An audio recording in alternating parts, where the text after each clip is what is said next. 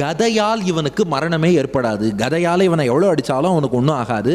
அது மட்டும் இல்லை, இவன் எப்போதுமே சுறுசுறுப்பாக இருப்பான், சோர்வே வராது. கடலையே தாண்டி அக்கறைக்கு போனாலும் அவர் பாட்டுக்கு அக்கறையோட வேலை பார்த்துட்டே இருப்பார் ஒழிய உடம்புக்கு ஒரு டயர்ட்னஸ்ங்கிறதே அவருக்கு வராதுன்னு குபேரன் வரமளித்தான்.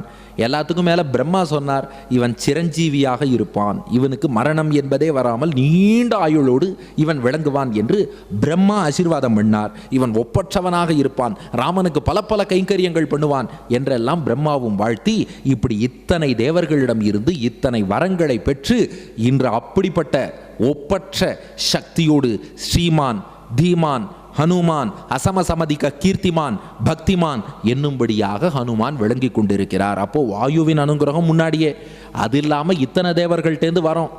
இதெல்லாம் ஒரு புறம் இருக்க, ராமனுடைய அனுகிரகம்ங்கிற ஒரு பெரிய பலம். அத்தனை நாளையும் ஹனுமான் எப்படி இருக்கார்னா, அடுத்த ஸ்லோகம்